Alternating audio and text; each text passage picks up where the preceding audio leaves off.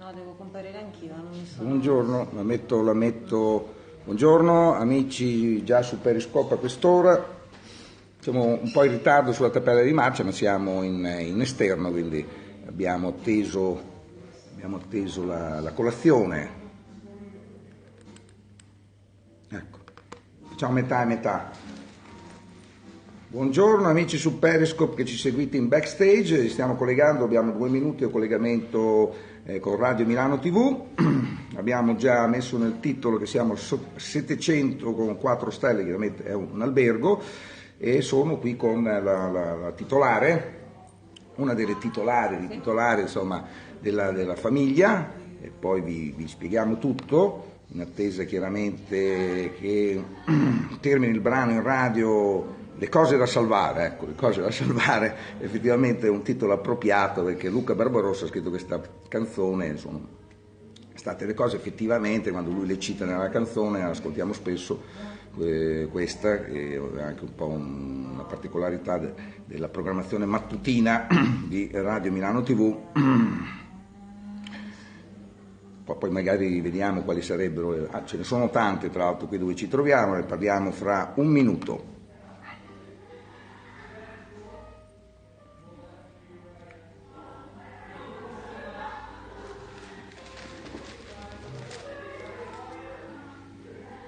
Intanto pure noi abbiamo una musica in sottofondo che arriva una volta si diceva dalla filodiffusione, mentre qui è una musica da CD, sono compilation, sì, esatto.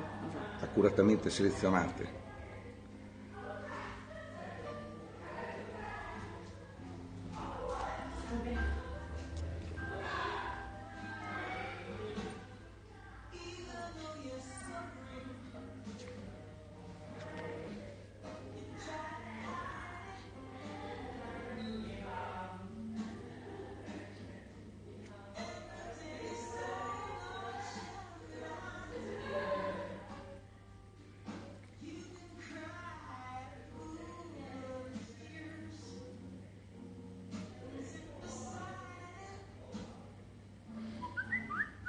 Aggiungiamo una trentina di secondi perché è partito uno spot.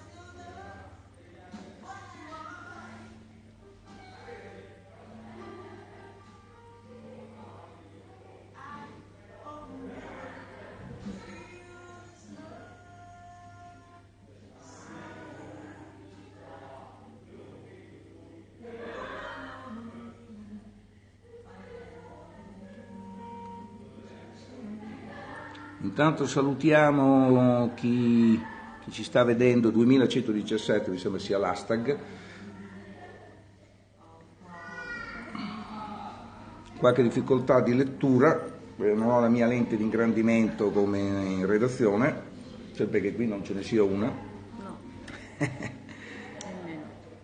Bene, direi che ci siamo collegati mentre io stavo un po' divagando in attesa del collegamento, perché chiaramente dobbiamo sincronizzare il tutto, poi sembra che prossimamente dovremo addirittura sincronizzare 3 collegamenti, se ne aggiungerà naturalmente un terzo, però ancora un po' presto per dirlo. Buongiorno amici della radio, 9 e poco più, e sono qui con la signora Alessandra, che di cognome fa? Gotti.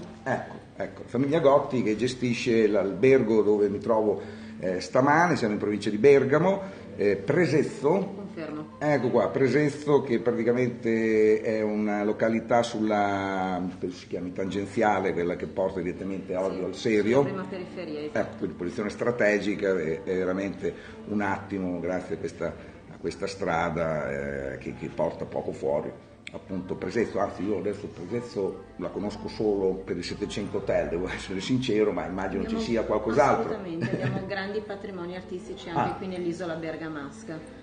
Ci sono delle peculiarità romaniche, ci sono dei percorsi legati ad artisti del territorio bergamasco di notevole calibro, e c'è una linea conduttrice sino alla zona di Trezzo sull'Adda e il villaggio di Crespi che ci mostrano grandi risorse artistiche. E qui abbiamo un assaggio forse più 900 che 700, se mi posso permettere, l'edificio del 700, però forse si esce dall'albergo più con un bel riassunto del Novecento, forse anche di inizio di questo secolo, forse. Sì, Ecco. l'edificio ha subito diversi rimaneggiamenti, per cui mostra ecco. diverse caratteristiche che richiamano anche i periodi successivi. Che sono poi questi anche decori, queste poltrone, questi disegni, queste sculture, c'è un po' di tutto, ecco, quindi diciamo il decoro è sicuramente Novecento. Sì, sicuramente sì. Sicuramente sì. Quindi Settecento per via della struttura, anzi arrivando poi si nota anche c'è una chiesa. Abbiamo una chiesa sconsacrata sia all'interno delle nostre sale ristorante. Ecco. Poi è bello perdersi in questo albergo, perché poi si scende dalle camere appunto dell'hotel, si va verso la reception e poi si fa questa inversione a U e ci si inserisce poi nel ristorante, nella sala delle colazioni, perché evidentemente ci sono 2 livelli. Esattamente. Ecco, quindi, e non ci se ne accorge, e quindi si scende un attimo e si torna indietro, in realtà non c'è più l'ascensore che ha lasciato, e devo dire questo è un effetto che ci ho messo un po' a capire, però effettivamente avete giocato molto su queste più che altro cose. è stato per non stravolgere la morfologia dell'edificio e poterla riproporre per quello che era. Ecco, quindi un ottimo lavoro di questo appunto albergo, e poi anche un ristorante, ecco, quindi in queste sale tutte diverse si può cenare, si può pranzare, poi ce n'è una anche proprio adibita alle colazioni, tra l'altro si può anche prenotare la chiesetta sconsacrata a questo punto. Confermo. Che è una delle nostre grandi risorse, perché è unica nel suo genere. Ha un'origine intorno al 1500, per cui ha una storia da raccontare di grande data.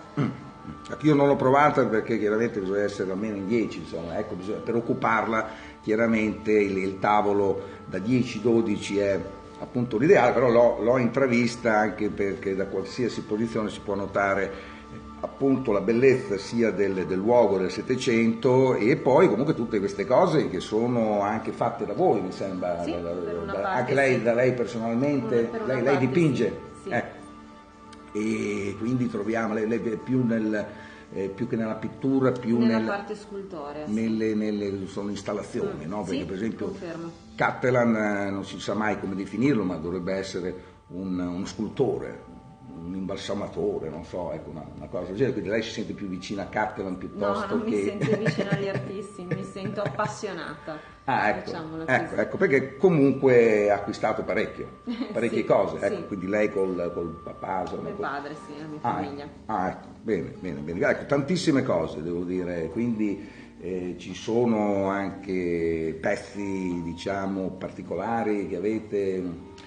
Sì, sicuramente l'intento non è quello dello scegliere una linea legata ad un artista, ma di rendere un luogo che sia confortevole e che dia una sensazione di accoglienza, avvolto però da un vestito artistico che non sia scontato, e quindi l'ottica anche quella del cambiare nel tempo è proprio volto a far vivere sempre nuove sensazioni agli ospiti che ritornano nel tempo e vivono la struttura e per i ristoranti e per la parte dell'hotelleria. Quindi l'albergo ha 10 anni, in realtà voi avete cominciato ad acquistare molto prima.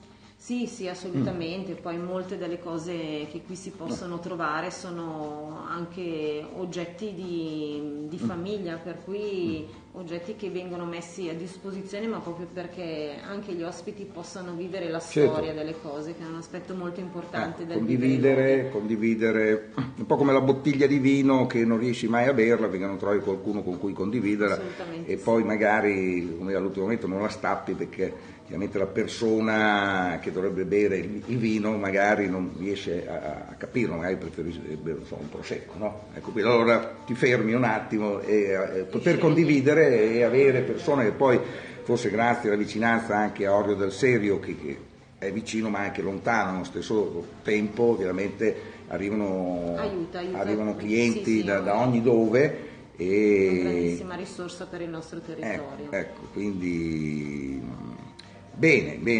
quindi sì, questo lavoro è iniziato molto prima, quando molto probabilmente non siete una famiglia di albergatori. No, ecco, assolutamente, quindi, è stato un caso fortuito l'essermi trovata qui, nella fattispecie a a fare questo lavoro che amo e che dà tanta soddisfazione nell'ottica proprio di migliorarsi sempre, di migliorare quello che è il servizio ai nostri clienti.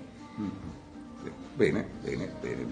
E quindi il ristorante, visto che è sempre un po' il fiore all'occhiello, no? Poi devo dire gli arredi, i decori, come dire, in un albergo chiaramente vanno a finire nel ristorante, è la cosa chiaramente che poi i clienti possono provare a colazione come a pranzo e appunto a cena, quindi alla fine poi si concentra tutto lì. Pensare che c'è tutto questo lavoro. Tra l'altro oggi vorrei cogliere l'occasione per parlare di una serie di articoli che sono iniziati su Corriere della Sera. Io non leggo abitualmente Corriere della Sera, ma queste volte mi capita molto volentieri, e c'è questa iniziativa molto interessante che riguarda chi scrive di cibo, i food blogger, no? Questi food writer, ecco, quindi se ne parla oggi e c'è tra l'altro un collega che si chiama Paolo Marchi che parla del fatto che in realtà non basta andare da Bottura, ecco, quindi uno va a Bottura che poi è un altro luogo d'arte perché c'è tutto anche lì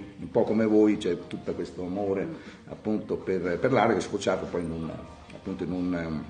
in un ristorante, quindi non basta quello, anzi forse bisognerebbe, come dire, no, perché mi sono sentito in parte leggendo appunto questo articolo, poi magari ci diamo un'occhiata quando abbiamo terminato l'intervista, proprio perché in realtà dovresti andare a scoprire questi posti. Io devo dire in questo o sono fortunato o comunque la ricerca deve essere fatta in un certo modo, deve esserci un contesto, devi cercare qualche cosa ad esempio che non c'è a Bergamo, ecco, perché fondamentalmente io cerco un albergo a Bergamo, ma Bergamo poi non è che ha tutta questa offerta in città e quindi devi andare a vedere un po' fuori. Effettivamente poi con la presenza di Orio al Serio essere qui a Presezzo è sicuramente una posizione strategica, immagino che anche i vostri colleghi di Brusaporto appunto sì, che dal centro anche loro, e io molti anni fa tra l'altro quando loro ancora non avevano 3 stelle misto mi ricordo che approfittai di un volo, quindi feci proprio quello che loro avevano insomma spiegato, cioè di poter alloggiare lì e poi prendere appunto un aereo, però fuori Bergamo, perché poi Bergamo non ha tutta questa offerta, una buona offerta gastronomica che va e viene, ecco, che se n'è andata e sta ritornando il fatto di stelle misse, un po' è vero, come dire, bisognerebbe essere più in tanti locali, tanti alberghi, ce ne sono tanti, quindi diciamo si arriva qui a 700, si scopre chiaramente tutto il contesto del decoro, anche la cucina, devo dire, di questo vostro chef è interessante.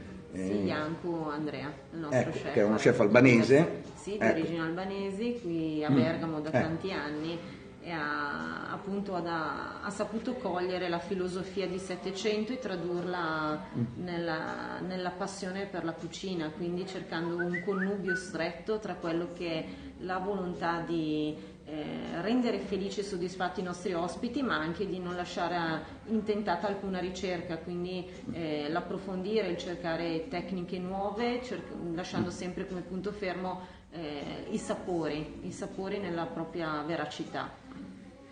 Quindi adesso vediamo cosa succederà, vediamo insomma di mettere in circolazione anche questo vostro ristorante all'interno appunto di un albergo, quindi avete una buona frequentazione sia come alloggiati, come esterni? Sì, assolutamente, abbiamo la fortuna di avere un circuito di clientela variegato, quindi sia dal punto di vista del business che dal punto di vista turistico, che segue quindi l'andamento alberghiero, e poi invece un'affluenza costante anche dal punto di vista del mero utilizzo del ristorante, quindi l'apprezzare la nostra cucina a prescindere dal dove si arriva, quindi non necessariamente a seguito di lunghi viaggi, ma anche persone ospiti del nostro territorio più prossimo. Che hanno individuato effettivamente un albergo unico, magari qualcos'altro c'è in giro per il mondo, ma devo dire sono poche le cose, anche se la tendenza effettivamente di chi ama l'arte è comunque di fare appunto alberghi, ristoranti e quindi poter condividere questa arte. Tra l'altro non è finito qui, perché poi sono stato anche in cantina ieri sera a dare appunto un'occhiata. È chiaro che ci sono i vini qui della zona, Val Caleppio, chiaramente i maggiori maggiori produttori, ma poi si va a finire anche su etichette, devo dire, lontane, posti anche lontani, non so chi si occupa della vostra cantina, se è una cosa anche quella di famiglia. Io ero responsabile di sala, sì. Anche lì crediamo anche lì c'è qualche bottiglia di 20 anni fa che aveva già acquistato? Ma questo la cantina, così come il voler far crescere la ristorazione, deve seguire un percorso. Una carta vini necessariamente merita un approfondimento in funzione e delle proprie competenze che si acquisiscono nel tempo, ma anche della tipologia di ospiti che hanno piacere di usufruire delle etichette che si hanno, ma proprio nell'ottica di valorizzare dei prodotti a volte meno conosciuti e poter far conoscere alle persone che magari non sono abituate ad assaggiare diversità dei classici nomi blasonati, sì, delle perle, delle chicche che in realtà il nostro territorio offre. Un'abbondanza, direi. Territorio, ma anche vedevo vini da Israele, sì, come appunto la Sardegna, e quindi evidentemente c'è una ricerca in questo senso. Chiaramente se ci sono più bottiglie poi qualcuno le dovrà bere, quindi altrimenti la cantina, immagino che comunque, adesso sulla carta non l'ho vista, ma ho visto la cantina, immagino. Sì, abbiamo 250 etichette all'attivo, quindi variegando la scelta proprio che spazi dalla bollicina più tradizionale, quindi dalla grande Francia, sino magari a delle etichette che arrivano da territori geografici più impervi e che quindi testimoniano il fatto che il vino realmente non sia un prodotto massivo, ma sia una ricchezza che si può assaggiare ben volentieri. E c'è un vino a cui lei è particolarmente affezionata? C'è una bottiglia che possiamo citare? Ma ho scoperto qualche anno fa un'azienda che ahimè ritenevo sconosciuta, che era l'azienda che produce il Beyond de Clos, non so se lei lo conosce. Siamo in Francia?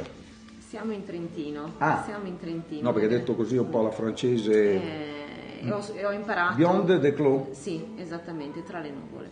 E ho imparato. È un bianco. È un bianco. E ho imparato da Nives Cesari, che era la mia delegata sommelier, a capire un vino scoprendo prima la propria geografia, quindi capendo chi lo produce, ma non solo nella fattispecie la persona, ma anche conoscendo il territorio, le grandi caratteristiche.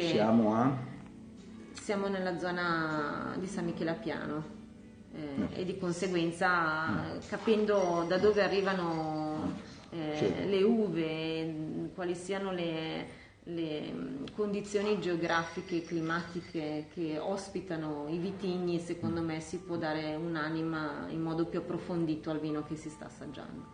Ecco qua, questo che quindi è un Gewürztraminer, era un vino. È una base Sauvignon. Base Sauvignon Blanc. Ecco, sì. Qua, bene. No, grazie per il consiglio. E invece qui, sul posto, perché poi io molte volte lo dico perché effettivamente è capitato nei ristoranti allora stellati, perché quest'anno fosse tornata una stella Michelin a Bergamo Alto, mi sembra, sì, c'è stato il ritorno, però praticamente si erano azzerate tutte le stelle, a parte chiaramente Brusaporto, che invece ne ha addirittura 3, però diciamo c'è stato un po' questo ritorno. Vi ricordo che comunque ce n'erano alcuni di ristoranti stellati, però era molto difficile trovare il Moscato di Scanzo, che è questo appunto vino rosso particolare della collina vicino appunto a Bergamo, dove rischi di berlo più nelle altre regioni piuttosto che non a Bergamo. Quindi adesso siamo abbastanza distanti, per fortuna, da Scanzo Rosciate. Mi sembra che almeno per esempio il cameriere di ieri sera sapeva anche del nome della località, pur non essendo proprio del posto, e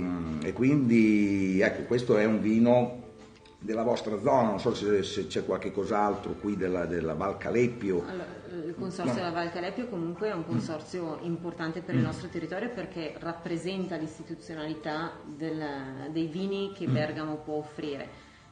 Noi nella fattispecie in cantina abbiamo l'azienda di Biava, che non appartiene al consorzio, ma ben rappresenta. È il presidente.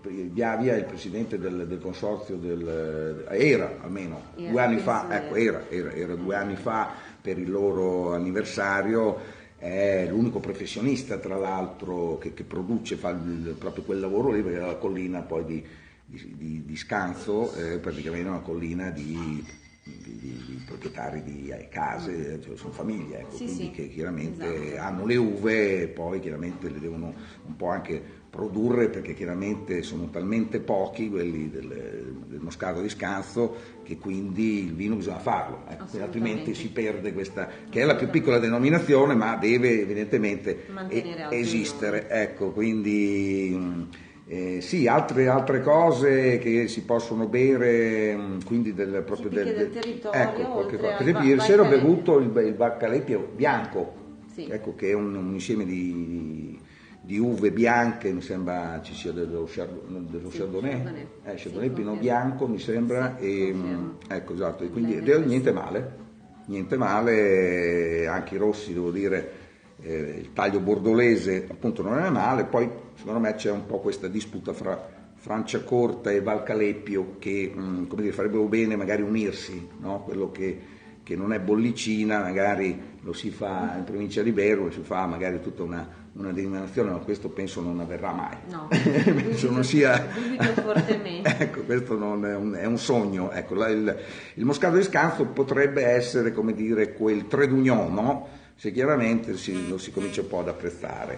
Bene, ci sono altre cose, io la ringrazio, la lascio ai suoi impegni, è chiaro insomma che chiaramente le sue opere sono molto, molto interessanti, ecco, sono qua, adesso non si vedono, quindi lei continua a produrle, farle. No? Ma più che altro ad arricchire il luogo. Ecco, lei lo fa qui, ecco, qui non è che espone, no, non è che c'è qualche cos'altro. Fa da rappresentanza alla passione per l'arte. Bene, complimenti, poi se c'è un catalogo, qualcosa, perché poi come dire, l'arte è fatta anche di luoghi di esposizione, no? Assolutamente. Ecco, sì. quindi, e il catalogo, diciamo, è sempre come dire, quello che decreta poi la mostra, quindi l'arte è un po' un meccanismo, ormai ci hanno insegnato i vari mercanti d'arte, perché poi questi signori che hanno celebri alberghi, celebri ristoranti, che ingaggiano grandi chef, poi sono i più grandi collezionisti che poi animano il mercato. Lei potrebbe diventare la nuova Catalan,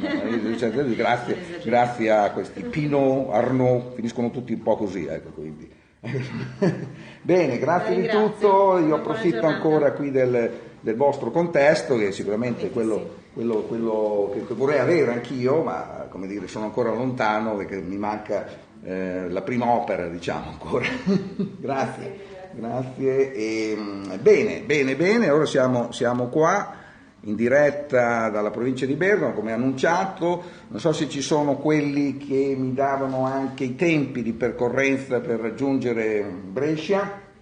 Ieri Brescia, dovevo raggiungere i dintorni di Brescia e si parlava appunto di 3 ore e mezzo, che posso anche confermare, anche se io poi non sono proprio uno di quelli che prende l'autostrada volentieri. È chiaro che se c'è da imboccare l'autostrada poi chiaramente schiaccio pure, perché l'autostrada va vissuta così, mentre non so, mia moglie magari fa i 110 o i 100 in autostrada, che a quel punto allora, perché prendi l'autostrada, vabbè, comunque come dire, ognuno fa quello che vuole e devo dire effettivamente insomma è stato abbastanza veloce ieri il viaggio di arrivo qui fra Brescia e Bergamo, perché in realtà ci muoviamo qui e rimarremo sicuramente qui senza, come dire, andare in Veneto se non di passaggio, ecco. E poi c'era una cosa che forse avevamo anche annunciato che dovevamo fare oggi all'ora di pranzo, che invece è stata rinviata, perché poi questi chef con più stelle hanno parecchi impegni. Io adesso vi vorrei parlare comunque brevemente, sempre riprendendo il discorso fatto prima, dell'articolo che oggi è sul Corriere della Sera. Abbiamo questo articolo che prosegue, quindi un'iniziativa del quotidiano penso più popolare in Italia che abbiamo. Io purtroppo non trovo spesso nei bar dove sono solito leggere i giornali, come vedete anche qui appunto al 700 Hotel. Vediamo se ce la facciamo. non so se riusciamo a trovarlo, dovrebbe essere, qui c'è la cultura, Airbnb, privati e tasse, guida agli affitti brevi. Ecco qua. Allora, gavetta, l'articolo è questo.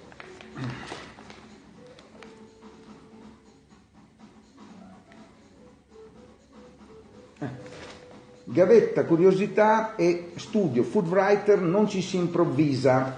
L'introduzione è di un giornalista che si firma F su Corriere della Sera, che dice: abbiamo deciso di aprire un dibattito sul food writing perché ci siamo resi conto che in Italia è considerato ancora giornalismo di serie B, nonostante sia un ambito che racconta la vita di tutti noi.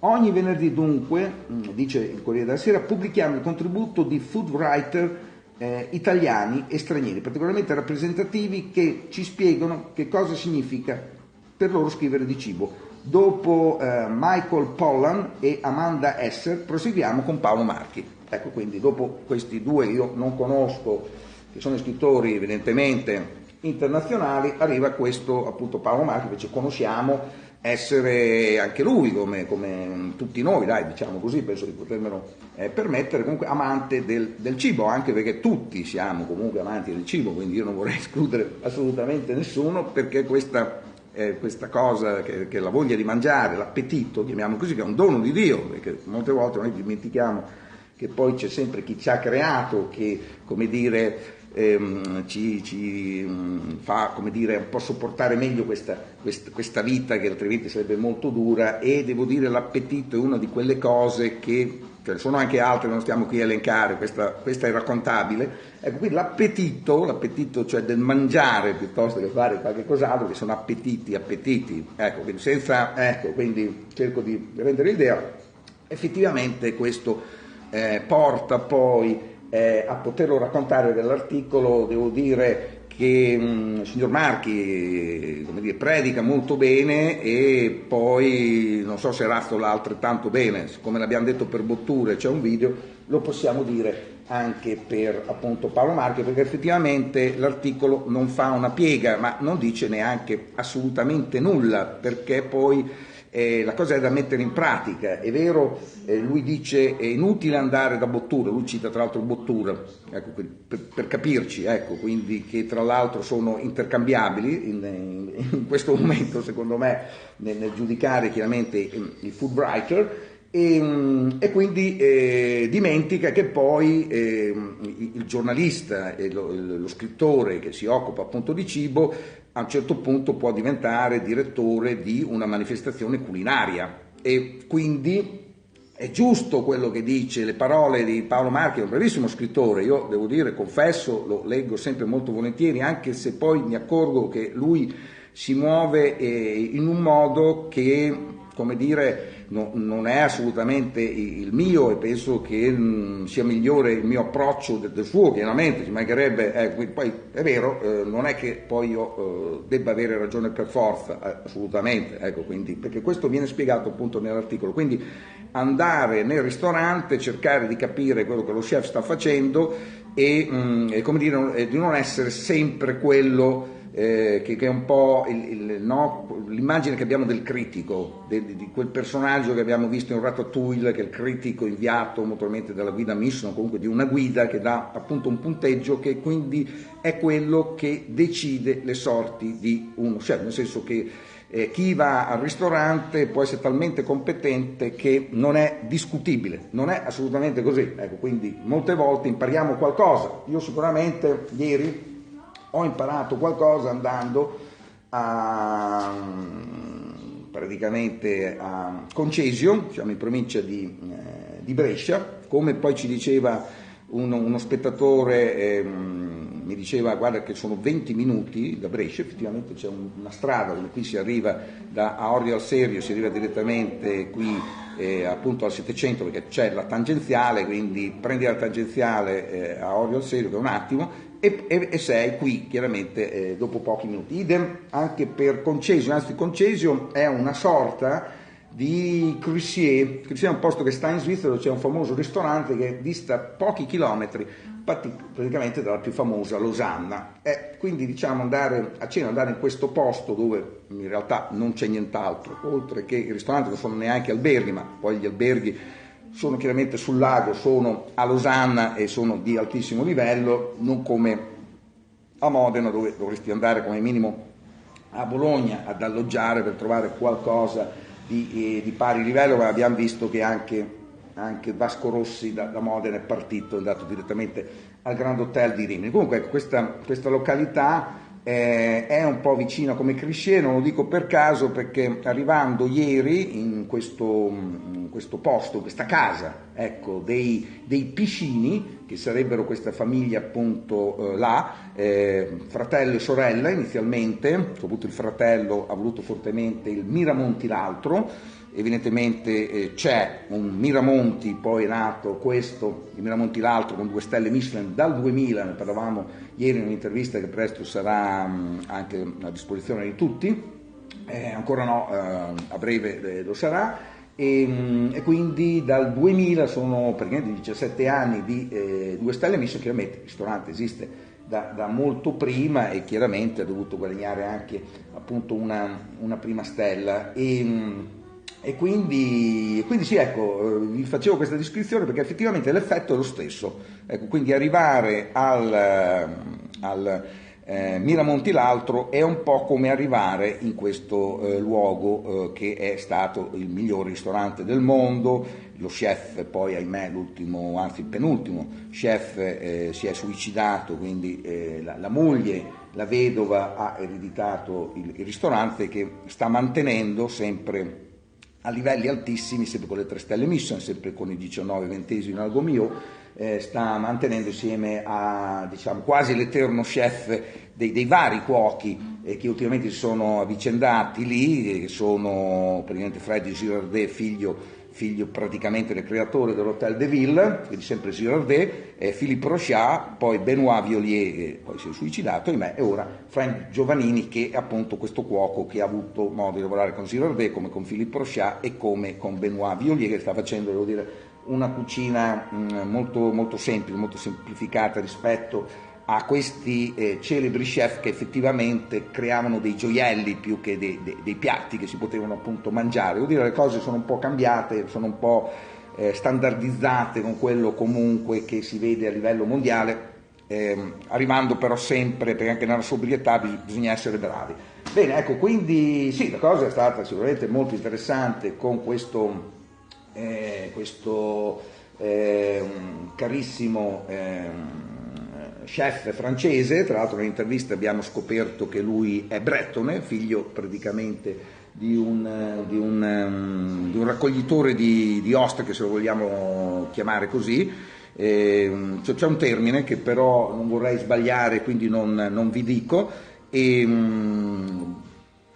e praticamente avrebbe iniziato, quindi come tanti, a studiare alla scuola alberghiera, e praticamente dalle parti della Bretagna, da Cancale tra l'altro. Lui è di Cancale, quindi Mont Saint-Michel, quindi zona gastronomicamente molto elevata, è un po' come quelli che sono nati a Castrocaro quando c'era appunto la frasca. È chiaro che poi si vivevano lì, ci hanno anche potuto lavorare, erano appunto vicini, ma queste sono occasioni rare, poter nascere, abitare un luogo sperduto dove però c'è un grande ristorante. Questo aiuta molto anche nel mondo dell'arte. Io sono immerso nell'arte e è vero, ancora a casa non sono riuscito, devo dire, qualcosa c'ho, ma diciamo siamo ancora lontani da queste situazioni, come forse si riesce a intravedere, potrei farvi vedere comunque. Ecco, quindi abbiamo decori, opere veramente dappertutto, e quindi ecco i luoghi d'arte, ecco, i ristoranti come la Frasca sicuramente, ma tanti altri. Viene in mente anche la Colombe d'Or in quel di Saint-Paul-de-Vence, appunto in Francia, quindi luoghi appunto d'arte dove c'è anche appunto l'arte culinaria. Tra l'altro l'articolo del Corriere della Sera, molto interessante, che citeremo sicuramente, Vita Natural Durante, è proprio che fa la differenza, non è il Bottura della Situation, perché poi Bottura è stato usato come nome, ma in realtà è quello anche più indicato, perché come dire, la sua popolarità è legata anche proprio al mondo dell'arte, il fatto che la moglie, dietro un grande chef c'è sempre una grande donna, si occupa appunto di arte e questo a grandi livelli, e quindi porta ad avere magari anche un'opera firmata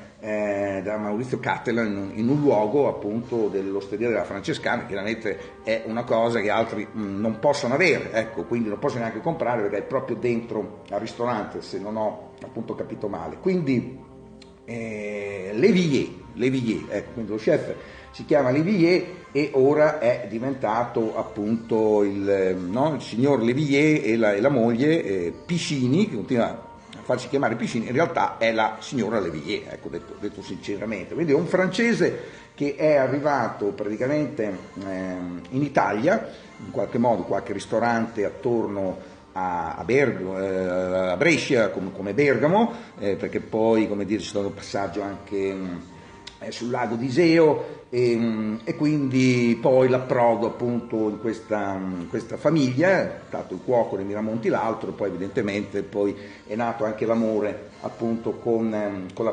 proprietaria, e adesso, come dire, è Lévillier, ecco, quindi Lévillier che ti accoglie e appunto ti saluta, è il simbolo di questo ristorante. E c'è anche questa notizia che abbiamo preso molto volentieri, perché chiaramente Miramonti l'altro non è la prima volta che ottiene le 3 fatidiche forchette, entra quindi nei 90esimi appunto della guida del Gambero Rosso, quindi fra 90 e 100, la perfezione che non ha mai raggiunto nessuno, perché si arriva a 96, 97 al massimo.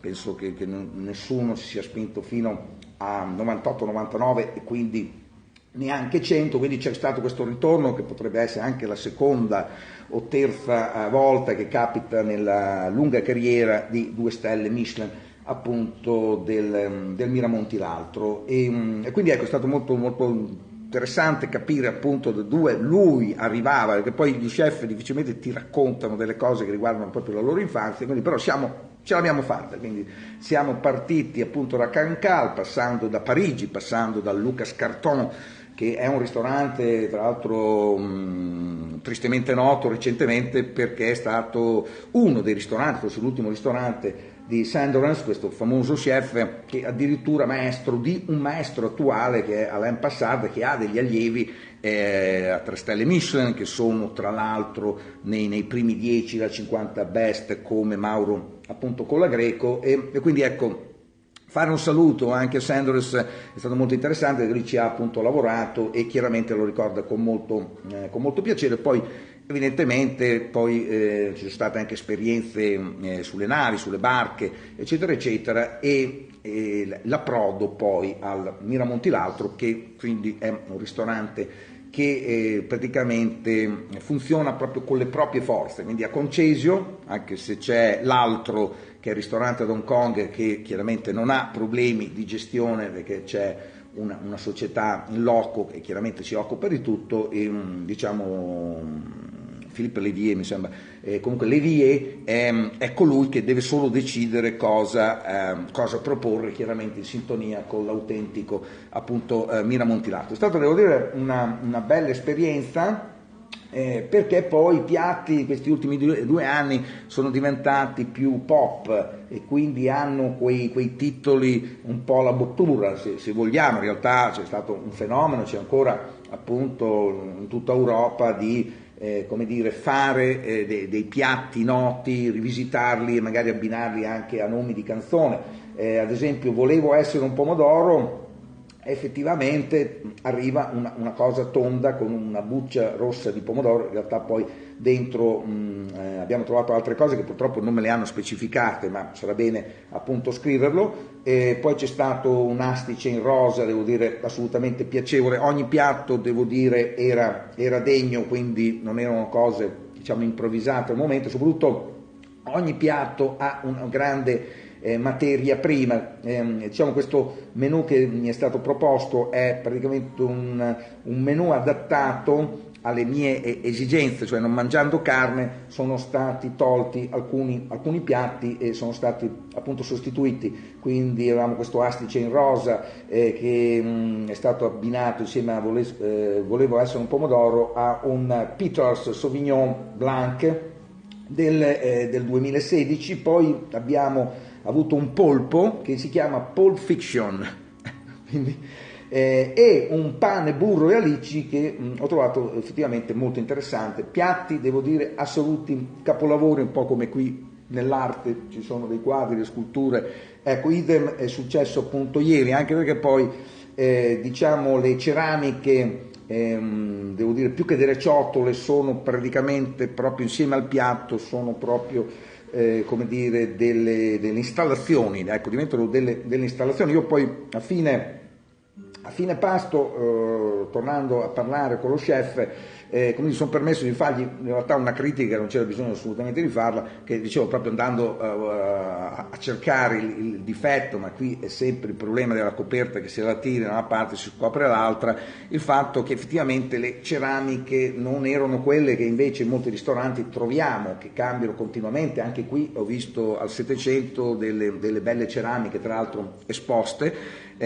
molto interessanti. Nella sala del ristorante qui siamo, diciamo, nella lobby, siamo nella zona dei divani, dei giornali, e quindi Pulp Fiction e pane, burro e alici è stato abbinato a un Ghirland che sta a 448 metri sul livello del mare, perché si chiama così appunto questo vino, ed è del 2015. Poi abbiamo una citazione del Painted Black, quindi brano mi sembra dei Rolling Stones piuttosto che dei Beatles, qui dovrei controllare, e calamaro sopra coperta. Ecco, questo è praticamente qui dice sopra coperta, ma calamaro sotto coperta, non so come mai, ecco, perché in realtà c'è una pasta, praticamente c'è una sorta di pezzo di lasagna, avete presente un pezzo di pasta, e sotto praticamente tutti questi molluschi, questi mitili di grande qualità, anche dei tartufi, chiaramente io non potevo riconoscere perché non essendoci la conchiglia, chiaramente è stato estratto appunto, potremmo chiamarlo il frutto, ma in realtà poi c'è vita, ecco, dentro, mi sembra ci fosse anche del plancton tra l'altro all'interno appunto di questo piatto, che penso sia il piatto più richiesto.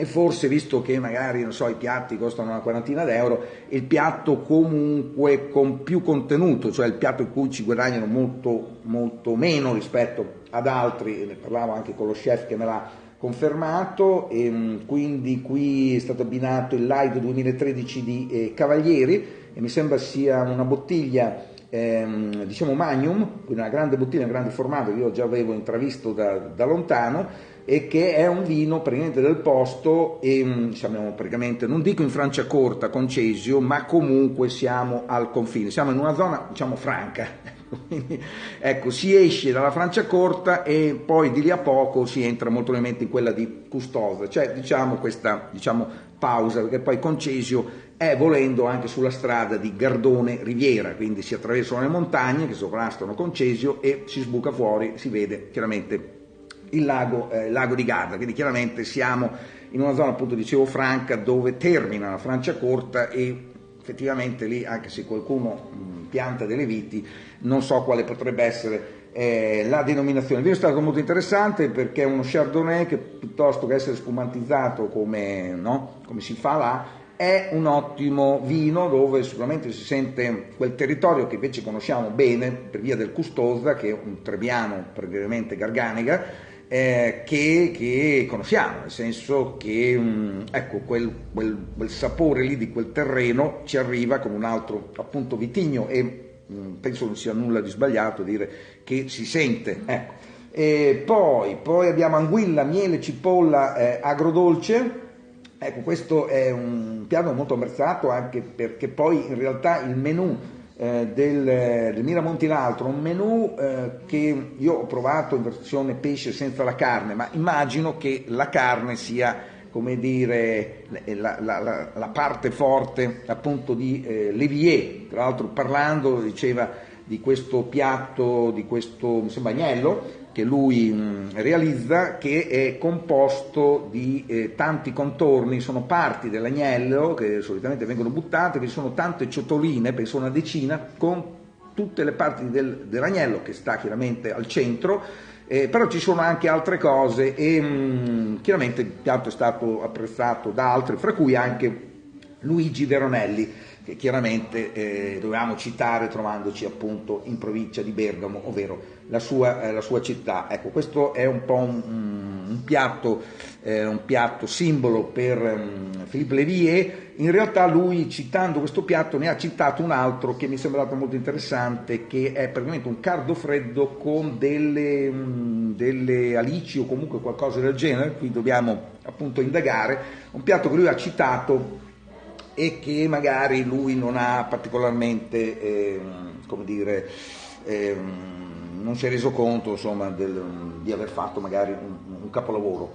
Qui, ecco, c'è stata una birra, un Tocalmatto Tokishu, che è una birra effettivamente con una grafica giapponese. In realtà sì, c'è qualcosa di giapponese, ma la birra mi sembra arrivi dal Trentino Alto Adige, ecco, da quelle parti, se non ricordo male. Abbiamo detto del mare sotto coperta, poi ecco, quindi calamaro sopra coperta, ecco dove era la mia gaffa. Qui avete detto calamaro sopra coperta, ma non era il mare sotto coperta, che invece è questa sorta di lasagna, cioè un solo strato praticamente del millefoglie, che è appunto la lasagna. Qui bisognerebbe un po', visto che ci sono dei problemi anche di marchio, se vogliamo, che tu se dici bistecca deve essere di carne, se è di soia devi dire che è un'altra cosa, che la bistecca riconduce appunto alla carne, evidentemente. Quindi sono problemi di questo tipo qua. Quindi se tu parli di lasagna, la lasagna effettivamente è quella forse alla bolognese, quel ragù appunto alla bolognese nasce appunto così, perché in realtà dovresti parlare di millefoglie. Quindi la lasagna è una rivisitazione molto ricca e abbondante che crea obesità, secondo me, e quindi ecco, sarebbe un po' da rivedere un po' tutta la terminologia, perché finora abbiamo scherzato, può andare bene, ma poi bisogna, come succede in politica, mettere un po' di ordine. E quindi il mare sotto coperta o pizza, quindi lo chef che prende le distanze, almeno in un'intervista ha preso le distanze dalla pizza, in realtà chiaramente propone la pizza come abbiamo già visto, tra l'altro si conoscono, Lévier apparirà prossimamente in una trasmissione televisiva che hanno realizzato lui e questa cuoca di Caserta, che ha in menù alcune pizze che ha fatto, diciamo, nella sua storia, quindi diciamo pizza dopo pizza, queste pizze sono rimaste in carta e ogni tanto ne crea qualcuno. In realtà non sono delle pizze, perché nei ristoranti gastronomici chiaramente non puoi appesantire con un piatto, diciamo, unico, cioè la pizza te la mangi e puoi anche non mangiare nient'altro e il pasto è finito. Ecco, quello che succede sicuramente nelle pizzerie, ma anche col risotto, perché in realtà l'intervista era incentrata sul risotto e noi il risotto qui non l'abbiamo trovato nell'elenco, non c'è neanche appunto dopo, ve lo posso assicurare. In realtà il risotto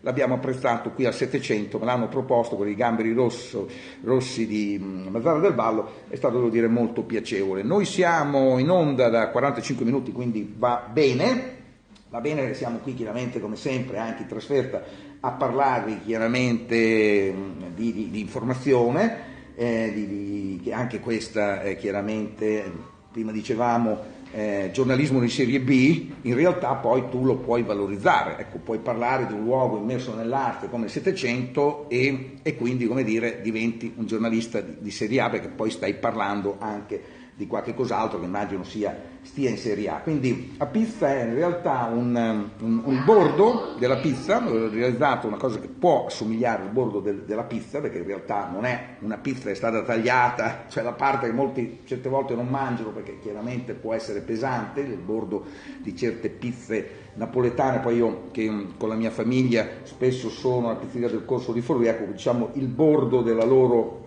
pizza storica come dire, inizialmente non lo mangio volentieri, ma a fine pasto, diciamo, avanza. Quindi, diciamo, questo contorno fa da cornice praticamente al piatto che viene adagiato al centro. Viene tra l'altro realizzato in sala da Levier, che sicuramente, non dico che è un nostalgico, però ecco, fa questa cosa molto bella, interessante, che è il servizio in sala, preparare quindi il piatto come si faceva anche nel secolo scorso, nei secoli scorsi, e quindi mantiene un po' questa cosa. Quindi, diciamo, è un cuoco che quando può va a trovare questi grandi della cucina come Marc Veyrat, Georges Blanc, appunto mi ha raccontato, piuttosto che andare a questi che fanno la cucina molecolare, detto sinceramente, anche se, come dire, non è all'oscuro di tutto questo. Quindi il mare sotto coperta è sicuramente un piatto notevole, perché poi c'è anche molta quantità di prodotto. O pizza è questa cosa comunque divertente. E poi abbiamo chiuso con le triglie di scoglio, quindi diciamo le triglie hanno perso quel colore rosa che hanno nella pelle, che è stata, come dire, cotta comunque molto bene, diciamo fritta, ecco, quindi in tempura, non so con quale tecnica. Il vino era il Pendio Chardonnay 2008, quindi in realtà il vino che vi dicevo prima in Magnum era questo, mentre quello di Cavalieri Live 2013 evidentemente arriva da un'altra parte, scusatemi ancora la gaffa, comunque un 2008, quindi chiaramente anche avvantaggiato. Sono già una decina d'anni per questa Magnum, e questo esperimento appunto del Pendio molto, molto interessante, perché poi, come dire, in questi ristoranti puoi apprezzare le specialità in loco. Diciamo che in questi ristoranti che vanno a pescare, se siamo in Lombardia, vanno a pescare in Trentino, in Alto Adige, come dire, la cosa lascia un po' il tempo che trova, ecco. Quindi essere in Alto Adige e, come dire, farsi consigliare il meglio appunto di quella regione, perché immagino che in Alto Adige si beva Alto Adige senza andare da altre parti, non ce n'è assolutamente bisogno, anche se ogni tanto qualche verdicchio potrebbe sbucare fuori nell'ambito dei bianchi. C'è stata anche una selezione di formaggi che sono stati abbinati a un vermouth, quindi Carlo Alberto, e tra l'altro l'altra grande istituzione, a parte questo risotto che fa parte tra l'altro di un menù dei classici, cioè un menù breve dei grandi classici appunto del Miramonti, l'altro c'è indubbiamente il risotto, che è fatto con un formaggio che tra l'altro non è il Bagose ma è un parmigiano reggiano, poi ce n'è sicuramente un altro, e quindi il loro celebre risotto, che è l'unico tra l'altro in carta, che sembra che finora non l'abbia mai fatto, ma ieri io ho chiesto praticamente di farne un altro, ecco, quindi di mettere il risotto magari nel menù chiaramente dei piatti in degustazione, chiaramente della storia del Miramonti l'altro, e di mettere magari un altro menù dello chef, anche questo risotto è testimonia del riso, appunto del nostro riso italiano all'estero, con delle cene comunque, delle giornate intense sia a Lione che a Parigi, tra l'altro niente po' di meno che da Paul Bocuse. Allora, il gran finale è stato con il gelato di crema Miramonti. È stata praticamente è una cosa che uno vorrebbe riprovare solamente per come viene presentata questa montagna di gelato. Arriva una montagna di gelato della crema che tra l'altro non passa dal freezer, quindi è un gelato che rimane in frigorifero praticamente, non nel freezer, per 3 giorni, perché ha bisogno di questi appunto 3 giorni per, come dire, nella pizza, nel pane, come dire, c'è una lievitazione, lì non so cosa ci possa essere. Comunque hanno chiaramente constatato, perché questo è un piatto come quello del formaggio che c'era quando è arrivato Bernard Levier, vabbè, comunque Levier di cognome, sicuramente poi verificheremo il nome, e quindi questo era già presente, quindi diciamo il babbo, il suocero praticamente, ai tempi aveva questa abitudine di preparare con una Carpigiani questo unico gelato e di servirlo con delle fragole, una sorta di coppa perla della gelateria 800 a Milano Marittima, che te la ritrovi al ristorante gastronomico a livelli ancora più alti, nel senso che effettivamente è un'esperienza che io vorrei riprovare, perché l'effetto del gelato è un effetto come dire, paradisiaco, quindi non c'è neanche quel piacere che potrebbe cessare, quindi potresti mangiarne veramente tanto. Io avevo questa montagna di gelato davanti, ero a fine pasto, non ho osato farlo, semplicemente non ce l'avrei fatta, avrei sicuramente rovinato perché avevo chiaramente mangiato parecchio, ma è chiaro che se la cosa si ripete come entrée nell'antipasto, come dire, dubito che possa rimanere, e devo dire che è stata un'esperienza molto bella. Ecco, in risposta un po' a quello che ha scritto questo signore, Paolo Marchi, sicuramente immagino avrà ospitato tante volte ai suoi congressi appunto Bernard Lavilliers, che è un francese che praticamente è diventato italiano, quindi parla benissimo appunto l'italiano, anche se qualche lettera, la R, ecco, chiaramente un po' si va a far benedire, e quindi sì, complimenti. Quello che noi purtroppo dobbiamo criticare a Paolo Marchi, che praticamente nel suo fare, anche se recita bene ma poi razzola male, nel senso che evidentemente se organizzi un congresso è sempre quella coperta, no? Che se la tiri da una parte si copre l'altra, quindi evidentemente poi i tuoi gusti personali, come dire, li manifesti in un'occasione come quella lì, e chiaramente sta coperta te la tiri verso di te piuttosto che verso questi grandi chef che bisogna assolutamente conoscere. Tra l'altro Lavilliers è stato molto d'accordo sul fatto che sì, Marchesi è il maestro degli chef italiani, perché era quello che dopo un'esperienza dei Tour Gros è tornato in Italia e ha portato quello che chiaramente facevano molto bene i Tour Gros, senza bisogno di andare anche dagli altri, però solo quello è un po' riduttivo, cioè citare solo loro, che poi tra l'altro non vengono citati, si cita Marchesi ma non si cita i Tour Gros, ecco, non si citano quindi Bocuse, non si citano altri grandi chef della storia francese che chiaramente Lavilliers riconosce come i grandissimi, come questo Sanders. Questi sono i grandi che veramente hanno fatto grande la cucina appunto internazionale. Bene, direi a questo punto di fare una piccola pausa, anche perché sono le 10, circa le 10, quando il tablet non possiamo fidarci, siamo da 53 minuti in onda, in realtà potremmo anche chiudere, però mi trovo all'interno del 700 e fuori c'è stata pioggia nella notte, quindi io sera ero qui a cenare tranquillamente, ma vedevo che qualcuno è dovuto rientrare in esterno, perché poi il 700 Hotel qui a Presezzo, dove ci troviamo in questo momento, provincia di Bergamo, come dire, è sì un edificio storico del 700, c'è la chiesa sconsacrata, eccetera, eccetera. Poi sul retro c'è un notevole spazio, c'è un parco dove c'è una piscina, e devo dire l'effetto è, come dire, molto particolare, anche perché siamo comunque, secondo me, nel centro di Presezzo e quindi siamo appunto in una città dove c'è un contesto appunto che non ha nulla da invidiare questi luoghi, invece si trovano nelle colline. Lo dico perché io poi ho lasciato appunto Concesio, in provincia di Brescia, e sono rimasto in questa provincia passando da praticamente Erbusco, e quindi dici Erbusco, dici l'Alberetta, ecco, quindi sono legato appunto a questo famoso albergo. Ho atteso l'apertura alle 19 della loro pizzeria, che sarebbe poi ve lo dico, sarebbe una sorta di, non dico di franchising, non è questo il nome.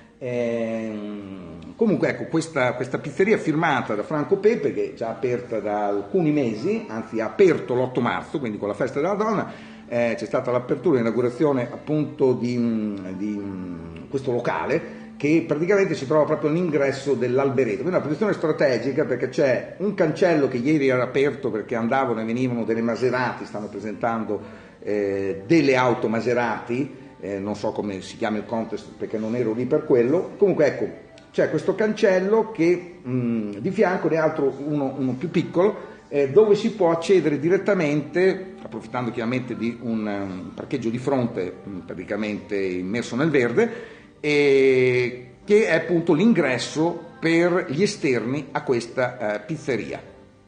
Ecco, pizzeria chiaramente è riduttivo, perché chiaramente non hanno scritto pizzeria, hanno scritto molto probabilmente degustazione o qualcosa del genere, anche perché dalle parti di Brescia, provincia di Brescia, poi abbiamo per esempio Pirani, mi sembra si chiami, ecco, questo chef della pizza che in realtà ha una pasticceria e una degustazione appunto di pizza, e dove tutto è fatto ai massimi livelli. Andare a fare colazione da questo Sirani, ecco, si chiama così, Sirani, praticamente è un'esperienza quasi come andare in paradiso e tornare indietro. C'è un posto da sogno dove i bomboloni costano 2 euro, perché chiaramente sono fatti in modo particolare, tra l'altro questi croissant, queste crepe, questi come li vogliamo chiamare, no, perché il bombolone può passare anche per crepe, è vero che è un craffen, comunque ecco, sono queste cupole praticamente trasparenti che si sollevano, e si prende chiaramente quello che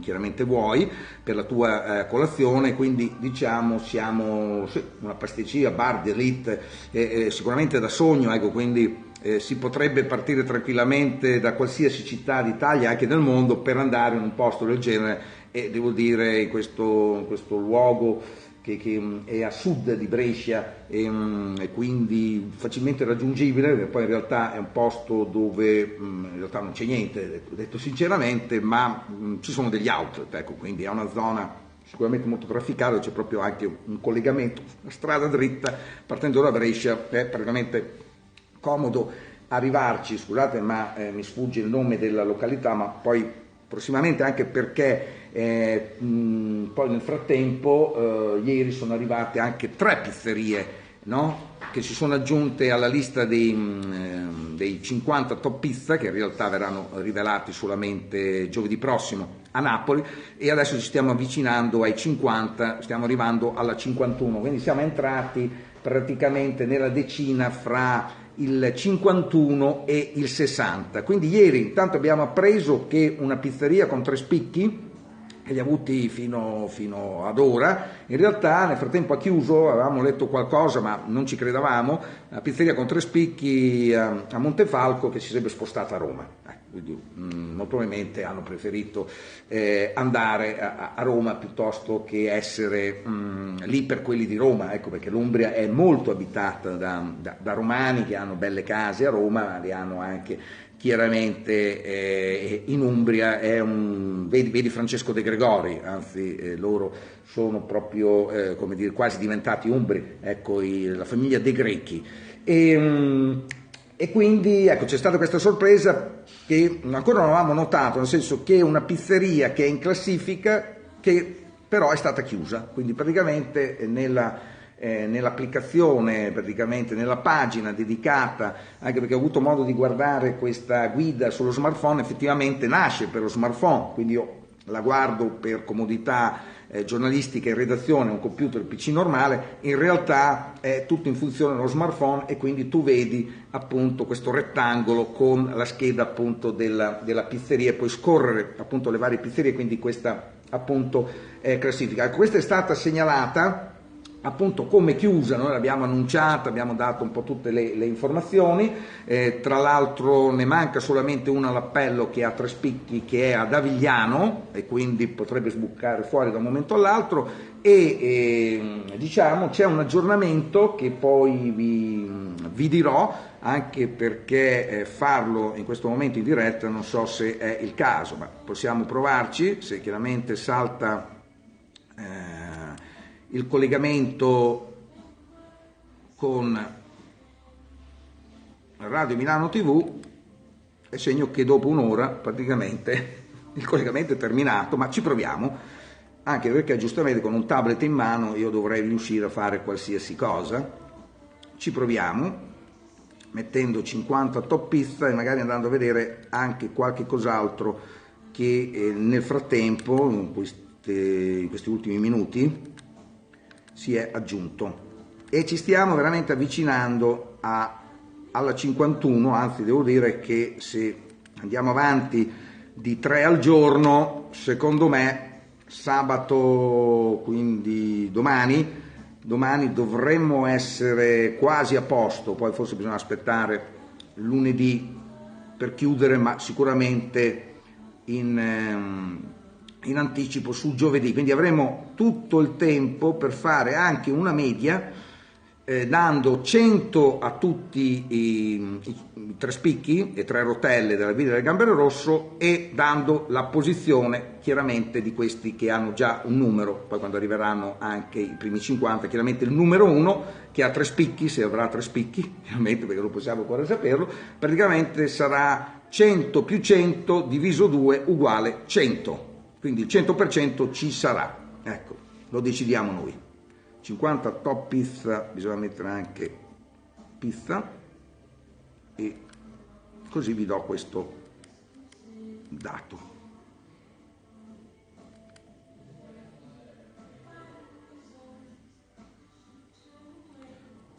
Eccolo qua.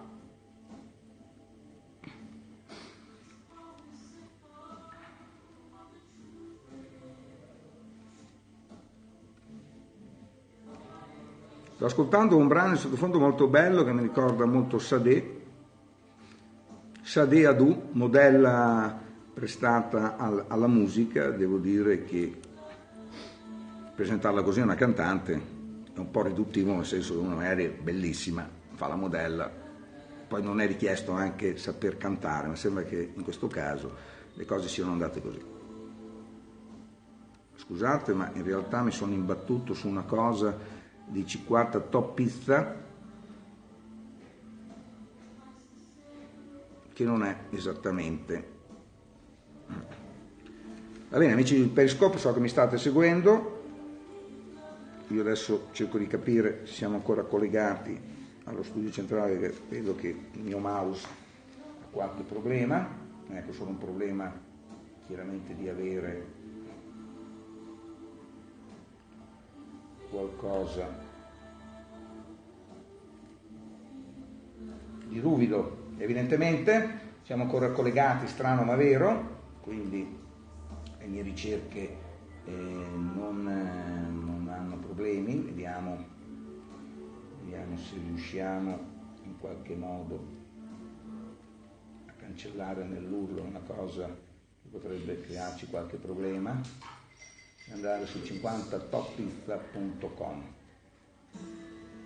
nell'home page.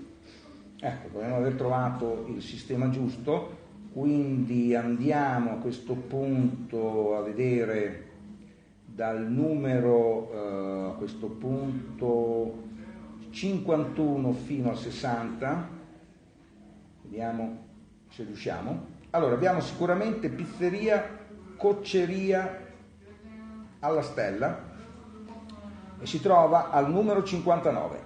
La pizzeria in questione è praticamente a Roncogno, Pergine, Valsugana, e siamo in provincia di Trento. Quindi pizzeria molto probabilmente non troviamo sulla guida del Gambero Rosso, quindi ci sono parecchie pizzerie che sono state segnalate di cui non si sapeva nulla prima, ma ci danno comunque anche un po' un avvertimento, un consiglio per quando siamo in certe zone dove la guida del Gambero Rosso evidentemente ancora non era stata. Ok, e quindi ancora molto trentino, evidentemente comunque loro che insomma di pizzerie ne hanno veramente ovunque, anche perché sono proprio alberghi con la pizzeria, magari sono di categoria 3 stelle piuttosto che 4 o 5. Abbiamo il Lievito 72 che invece si trova a Trani, e quindi in via Andrea Grandi 29/31, poi vedremo se questa è segnalata dal Gambero Rosso, e siamo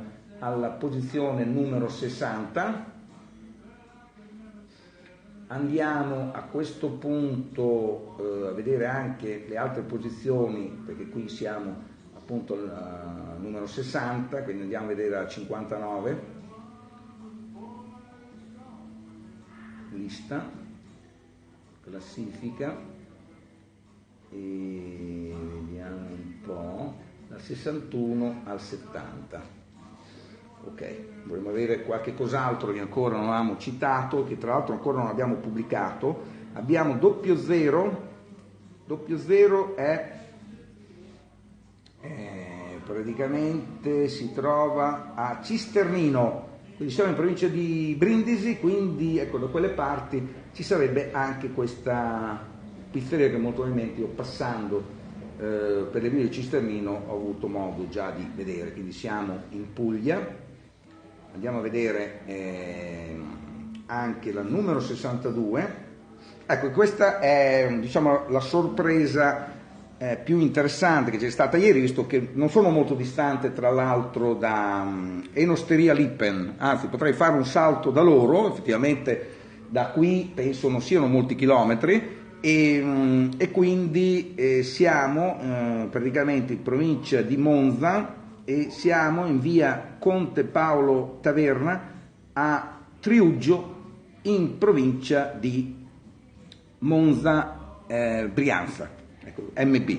Ecco. Quindi al numero 62 abbiamo un tre spicchi, tra l'altro di cucina napoletana, cioè di pizza napoletana verace. Questo signore, che non è un napoletano, praticamente ha deciso un bel dì, aveva già un'attività che si chiama ancora Enosteria Lippen, quindi molto fornito di birre e appunto di vini, che però ha deciso di fare questa pizza napoletana, di puntare sulla pizza napoletana, e devo dire gli è andata molto bene. Le pizze sono molto belle, anche perché lui poi fa un po' tutte queste pizze celebri a Napoli che fanno diversi appunto pizzaioli, tipo la pizza a forma di stella. E come dire, lui la fa, ecco, te la fa, una normale pizzeria, aperto pranzo e cena, e tra l'altro la prenotazione avviene ogni mezz'ora, quindi puoi prenotare 19, 19:30, alle 20, quindi viene smistato in modo che poi le pizze possano uscire e accontentare tutti. Tu sai già che devi andare a quell'ora e a quell'ora verrai servito bene, quindi devo dire un sistema che funziona molto bene, gli facciamo i complimenti. L'ho visto un venerdì sera con la pizzeria praticamente completa, la gente andava e veniva, e io sorseggiavo una birra alla spina Chimay. Ecco, non vi dico poi in macchina il rientro. Poi di Mediterraneo avevamo già parlato, numero 63 un altro tre spicchi, quindi al 63 un tre spicchi mediterraneo in Friuli Venezia Giulia, dove abbiamo poi deciso di chiudere la partita del Friuli Venezia Giulia, cioè un unico tre spicchi, e quindi esce il tre spicchi, vai a vedere dove sono appunto gli altri, e diciamo avremo chiuso il Friuli Venezia Giulia, ma siamo pronti a riaprire nel caso vi sia una pizzeria alla porta accanto che si piazza più in alto. Se arriva qualcosa dal nord-est, chiaramente, che non è in guida, chiaramente diremo che questo qui, come dire, ci ha guadagnato, ecco, indubbiamente. Poi vedremo con la media come funzionerà. Ok, quindi mi premeva fare questa cosa, l'abbiamo fatta, direi che ci possiamo fermare, anche perché io devo organizzare ancora tutto il viaggio, vorrei fare un salto anche a Bergamo Alta e vedere un po' di fare tutto, e quindi è ora di muoversi. Caro Crociani, tutte queste cose che ho trovato qui, che ho letto, chiaramente poi le utilizzeremo magari nei prossimi giorni, recuperando chiaramente le pagine dei giornali, e quindi vi vado a salutare, amici della radio. Poi chiaramente mi rivolgerò anche agli amici di Periscope, visto che gli sto girando le spalle, e quindi a più tardi, se ci sarà bisogno di fare un altro collegamento, oppure domani mattina, diciamo, dovrei essere sicuramente in studio alle 8:20.